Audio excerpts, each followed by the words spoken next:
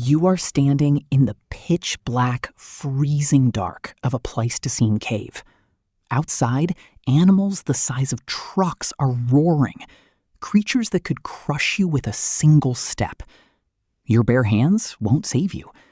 Heavy spears require you to get dangerously close to death.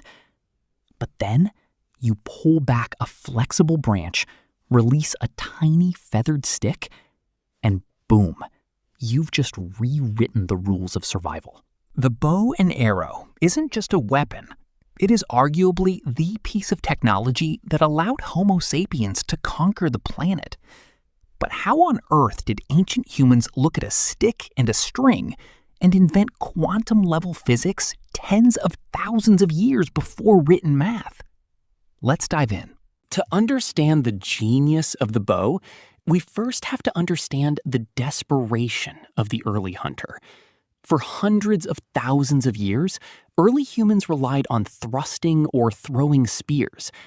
Imagine trying to hunt a fast, hyper-aware antelope on an open plain.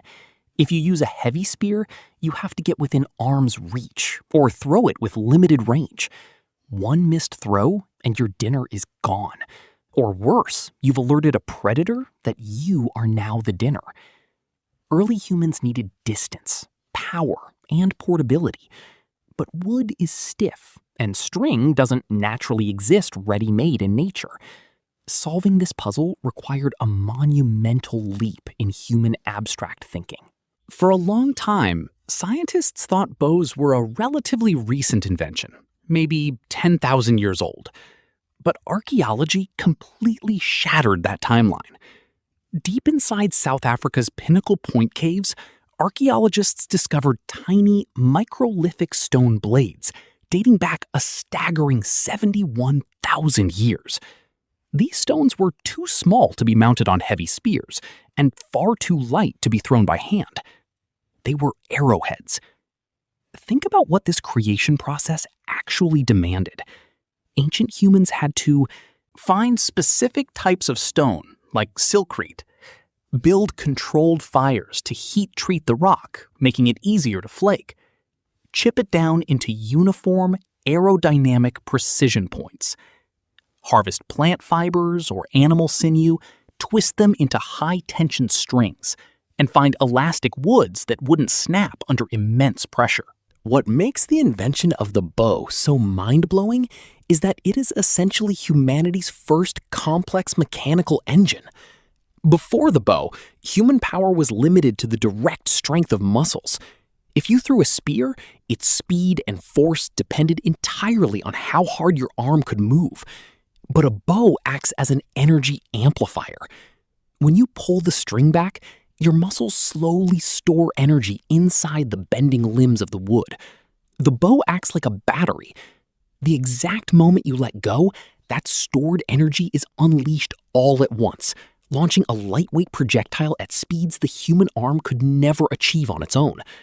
It's physics, applied by people who didn't even know what physics was. Armed with this game-changing tech, modern humans left Africa and spread rapidly across the globe.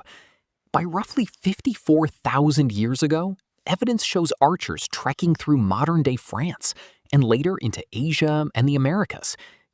Example, but history loves anomalies. When Captain James Cook arrived in Australia in 1770, he discovered something shocking. Native populations used brilliant throwing sticks and spears, like the woomera, but no one used the bow and arrow. Why? Because the specific types of dense, rigid eucalyptus wood native to Australia made terrible self-bows that lacked the right elasticity to snap back effectively. Technology is bound by the environment it's born in. So, the invention of the bow and arrow changed the evolutionary trajectory of our species. It allowed small groups of humans to secure high-calorie food safely, outcompete bulkier rival species like Neanderthals, and master changing climates. Next time you see a bow and arrow in a movie or video game, remember, you aren't just looking at a weapon.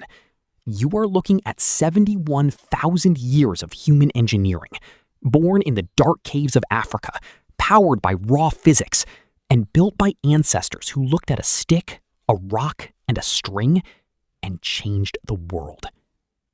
If you loved uncovering this piece of history, hit that subscribe button. Leave a comment down below on what ancient tool we should explore next. And as always, stay curious. See you in the next one.